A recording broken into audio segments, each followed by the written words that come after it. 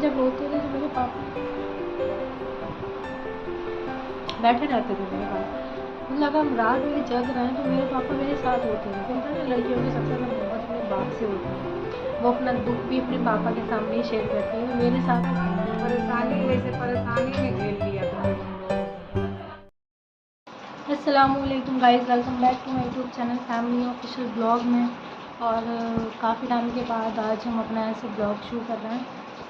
और अभी भी मेरा कान ठीक नहीं है, क्योंकि अभी तो मेरी दवाई चल रही है। तो नॉर्मली डॉक्टर के वहाँ से भी दवाई हम ले रहे थे, पर वो भी फ़ायदा नहीं करी। फिर हमने गवर्नमेंट हॉस्पिटल में भी दिखाया, सरकारी वाले।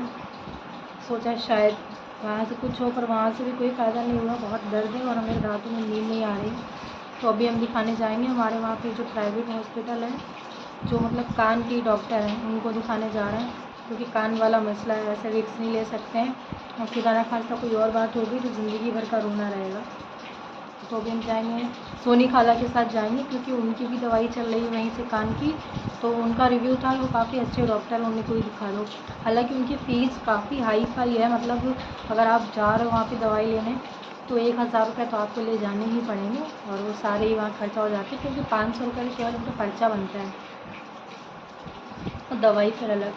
तो अभी हम जाएंगे नानी के वहाँ, नानी के वहाँ वो भी आ रही हैं। फिर हम लोग वहाँ से चले जाएंगे, क्योंकि पर्चा लगाना पड़ता है, 2-3 घंटे वेट भी करना पड़ेगा। बता रही थी कि अगर 4 बजे जाओ तो कहीं 7:30 तक नंबर आता है शाम में। तो वो काफ़ी, उनके वहाँ काफ़ी रश रहता है इस वजह से। और पता नहीं, और नानी की भी मेरी तबीयत बहुत ज़्यादा ख़राब है। 3-4 दिन से उनका बुखार नहीं उतर रहा, उनको लूज मोशन बहुत आ रहे हैं, जिस वजह से बहुत ज़्यादा वीकनेस में है। तो वैसे तो हम उनके साथ दिखाने जाते, पर अब उनकी पूरी इतनी हालत ख़राब है तो इसीलिए हम उनको नहीं ले जा सकते हैं। तो इसीलिए सोनी खाला के साथ जा रहे हैं। पता नहीं कौन सी नीति सवार है हमारे परिवार में, हमारी फैमिली में, जो हर 2-3 महीने में कोई ना कोई ऐसा बीमार ज़रूर पड़ जाता है कि वो मतलब 1 हफ्ते तक की छुट्टी ले ही लेता है। कभी मेरे वहाँ हम पड़ जाते हैं तो कभी नानी के वहाँ नानी पड़ जाती हैं।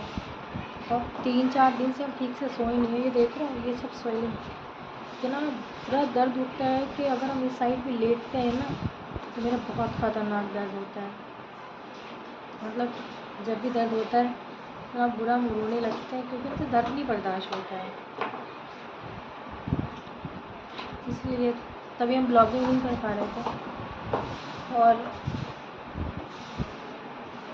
अजीब मतलब यार, अजीब नेस्ती सवार है।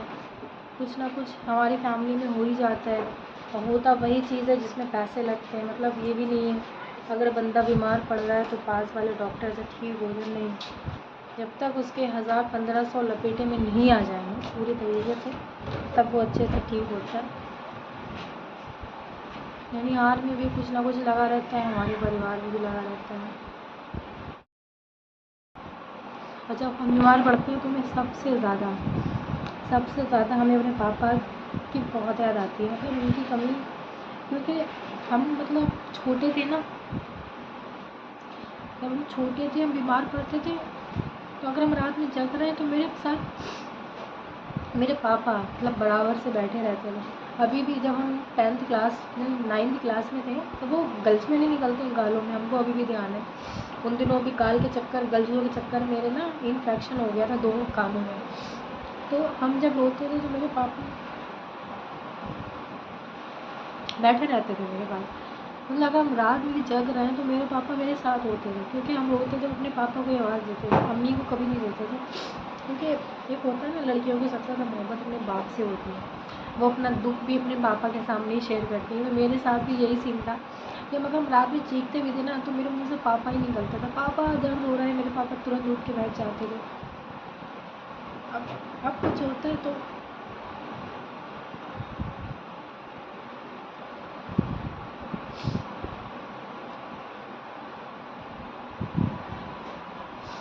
अभी पापा ही निकल रहा है फिलहाल तो। पर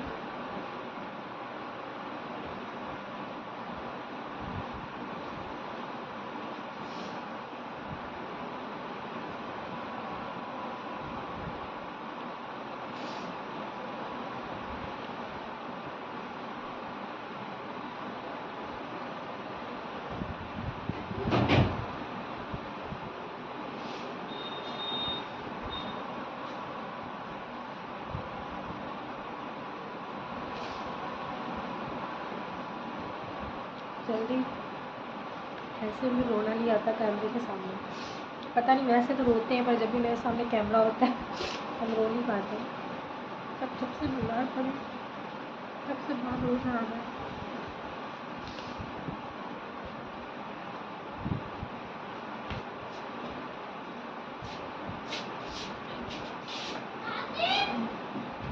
हालांकि मेरे घर वाले बहुत सपोर्ट करते हैं, नाना का फ़ोन आता रहता है, मेरी दिल्ली खाला भी करती है, वो भी बहुत सपोर्ट करती है। मेरी मम्मी भी अब बीमार पड़ते हैं, वो भी देखो जब से बीमार पड़े हम लेटे हुए हैं, मेरा सारा काम मम्मी ही कर रही है, घर का भी करती है, मेरे भाइयों को भी संभालती है, मेरा भी करती है। पर पापा वाली जगह कभी कोई नहीं ले सकता।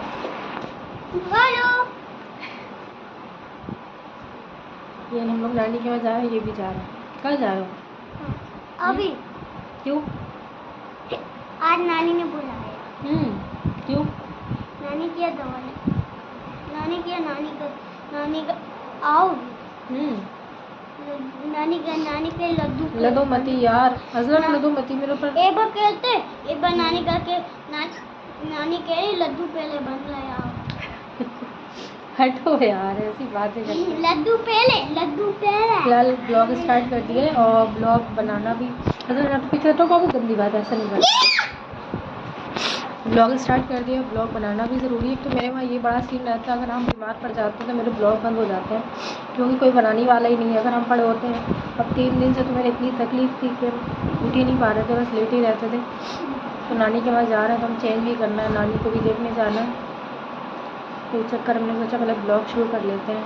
अब चैनल बनाया है,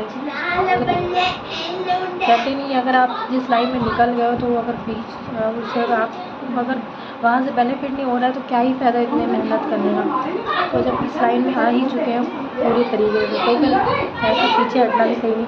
कभी कभी सोचते हैं यार यूट्यूब चैनल बंद कर दें, कभी कभी मेरा ब्लॉग बनाने का बिल्कुल मन नहीं करता है। एक तो जब से मेरे करीबन 1-1.5 महीने से मेरे व्यूज़ इतने ज़्यादा गिर चुके हैं ना कि मतलब 100 से ऊपर पहुंच जा रहा है, तो ऐसा लग रहा है कि बहुत बड़ा काम होता जा रहा है। तो सोचते हटाओ यार, अब 2 साल हो गए हमको यहाँ पे काम करते करते, तो 2 साल में जब कुछ दिख ही नहीं रहा है। फैमिली भी कहती है ना हटाओ, कुछ नहीं होने वाला है।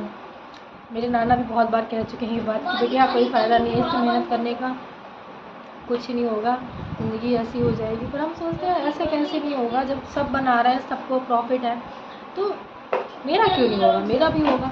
इस चक्कर में पता है वो वहाँ से हट ही नहीं रहे हैं, मतलब हम चाहे अभी भी यूट्यूब पर से हट सकते हैं, पीछे हट जाए, पर नहीं, हम सोच रहे हैं यार जब यहाँ तक पहुँच गए हैं, जब इस लाइन में आ गए हैं, लोगों के सामने नाम लग चुका है कि हम यूट्यूब पे वीडियो डालते हैं, अब बीच रास्ते में से हट जाएंगे, लोगों को और बातें मिल जाएंगी कहने के लिए, बस स्टॉक था ख़त्म हो गया, बस यही सब करना। वैसे भी लोग सोशल मीडिया पर रहना लड़कियों को बहुत गलत समझते हैं, उनको बहुत गंदा काम लगता है। ऐसा लगता है कि मतलब जो लड़कियाँ सोशल मीडिया पे उनको इज्जत नहीं है, या फिर वो अच्छे कहते नहीं अच्छे कैरेक्टर की नहीं है, या फिर अच्छे ख़ानदान से नहीं, उनको ऐसी नज़र से सब देखते हैं, पर ऐसा नहीं है।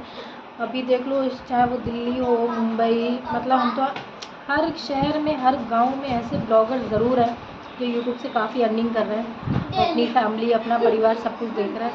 तो यही मेरा ही ख्वाब है, इंशाल्लाह अल्लाह ने चाहा मेहनत कर रहा है। बाकी अभी कुछ टेंशन है बीमारी की, और भी फाइनेंशियली प्रॉब्लम बहुत ज़्यादा चल रही है हमारी फैमिली में, हमारे ननिहाल में भी है, क्योंकि वहाँ पे भी कभी नाना बीमार कभी नानी बीमार, तो ये चीज़ें बहुत ज़्यादा चल रही, जिस वजह से माइंड इतना डिस्टर्ब हो गया कि ब्लॉग बनाने का बिल्कुल भी मन नहीं करता, क्योंकि दिल नहीं लगता क्या ही। और फिर अब इस टाइम जब से तबीयत ख़राब हो रही है कि हमें रोना इतना आ रहा है, अगर हम ब्लॉग शुरू भी कर रहे हैं तो मेरे आंसू नहीं रुक रहे हैं, बिना ब्लॉग के तो हम रोते जा रहे हैं, क्योंकि इस टाइम बहुत खुद को अकेला समझते हैं। जब हम बीमार पड़ते हैं तो हमें ऐसा लगता है बहुत ज़्यादा अकेले हो गए, हालांकि पूरा परिवार है मेरे साथ, पर फिर भी इस चक्कर में हम ऊपर से लेटे रहते थे, खाना पीना भी नहीं हो पा रहा, वीकनेस इतनी ज़्यादा लग रही कि पूरा दिन मेरा लेटते ही गुजर रहा है। आज हिम्मत जैसे करी, हमने सोचा भी इतने दिनों में ब्लॉग नहीं डालेंगे तो भी मसला हो जाएगा फालतू में, इससे अच्छा बना ही लेते हैं। अब जो दिखा पाएंगे उतना दिखा देंगे, और हमारे इस ब्लॉग तक लास्ट तक बने रहें। और बस इतना ही, अब सारा कुछ नहीं कहेंगे, अभी भी बहुत रोना आ रहा है। हम मुँह धुलने जा रहे हैं, मुँह धुल लेंगे, पानी पी लेंगे, थोड़ा दिमाग से हो जाएगा। हमारे इस ब्लॉग में लास्ट तक बने रहें और चलते हैं, देखते हैं नानी का क्या हाल है। तो गाइस अब हम लोग रेडी हो चुके हैं, मत चिल्लाओ यार। तो हम लोग रेडी हो चुके हैं, अब जा रहे हैं नानी के वहाँ। मेरी पूरा परिवार, गर्मी भी बहुत है और पूरा हल्की बोल रहे हैं, आवाज़ स्लो आ रही है क्योंकि तेज़ बोल रहे हैं तो दुख रहा है। ज़्यादा तेज़ चिल्ला भी नहीं पा रहे, ज़्यादा तेज़ बोल नहीं पा रहे, चक्कर में बहुत स्लो बोलना पड़ रहा है। क्या कह लो आवेश? मम्मी खेल रहे हैं। तो गाइस हम नानी के वहाँ आ चुके हैं और यहाँ टीवी चल रही थी, लाइट चली गई, तभी सब ऐसे बैठे हैं अपनी अपनी पोजीशन में।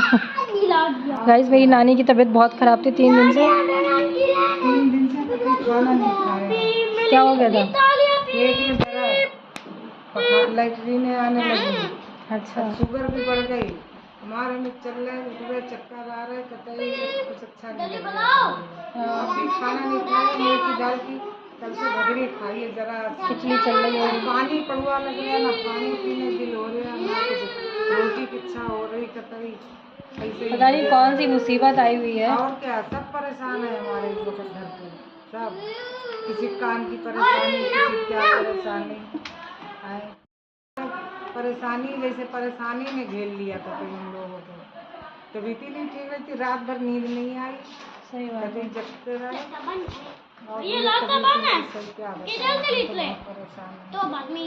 गाइस अम्मी भी आई हैं, हम लोग सब लोग बैठ के टीवी देख रहे हैं। क्या कर रहे हो रमेश, तुम क्या कर रहे हो? लाइट आ गई है, अरे अरे क्या है? लड़ाई हो रही है। चलो उधर, एक जना उधर चलो। अरे उधर से मेरा पैर लग जाएगा। इधर से हौसला, इधर से आओ, इधर जगह है। आओ बैठो आके। ये आए मेरे बाबू सोना। बोलो वीडियो में, वीडियो हाय। सही पैर करके सही पैर रखो, फिर बहुत बातचीत करो। हाँ बात करो, दोनों हाथों से। एक हाथ से करा करो। हाय। हाय। अब यहाँ पे चलने वाले मेरे ब्लॉग है। हाँ ब्लॉग आगे लगाओ कुछ। नानी के वहाँ आते ही मेरी खातिरदारी स्टार्ट हो गई थी। फिर उसके बाद खा पी के हमें जाना था हॉस्पिटल, क्योंकि दिखाना बहुत ज़रूरी था। तकलीफ़ मेरी हद से ज़्यादा बढ़ चुकी थी और मुझे ये भी पता था कि बहुत ज़्यादा दर्द बर्दाश्त करने को मिलेगा, क्योंकि जो मेरे कान का दर्द था वो मुझे एहसास दिला रहा था कि आज बहुत ज़्यादा पेनफुल होने वाला है। और हाँ, मेरे कान के अंदर क्या निकला ये आपको हम फ़ोटो दिखा रहे हैं, देख रहे हो, ये गंठी बन गई थी, ये मेरे कान में निकली है, इस वजह से मेरे इतनी तकलीफ़ थी। बाकी आप आगे देख लो। तो गाइज़ जो हमने ब्लॉग स्टार्ट किया था नानी के वहाँ, उसको हम पूरा नहीं कर पाए, क्योंकि जैसे कि आपने देखा था लास्ट जो क्लिप है वो हम डॉक्टर के वहाँ गए थे उसी की। उसके बाद डॉक्टर ने कान की मेरे सफाई करी थी, उन्होंने अपनी मशीन वगैरह कान में डाली थी। ये मतलब समझ लो यहाँ तक उन्होंने डाल दी थी, हमें अंदाज़ा लग रहा है। और मेरे इतनी तेज़ दर्द हो रहा था, मेरा ये पूरा हिस्सा ऐसे दुख रहा था, जिस वजह से हम आगे ब्लॉग नहीं बना पाए। क्योंकि फिर मेरे चेकअप वगैरह उन्होंने किया, कुछ दवाइयाँ भी दी, फिर घर आके हम जो लेटे हैं, क्योंकि ये वाला हिस्सा ऐसा लग रहा था, उन्होंने कहते इतनी कस के, वो मशीन की स्पीड भाई साहब बहुत ज़्यादा तेज़ थी, हम तो चीखने लगे थे। वो तो मेरी सोनी खाला थी, उन्होंने हमें कस के पकड़ लिया क्योंकि हम इतना बुरा चीख रहे थे। डॉक्टर बोले बेटा चीखो नहीं, ये ज़रूरी है, अगर ये नहीं हुआ तो आगे बहुत दिक्कत हो जाएगी।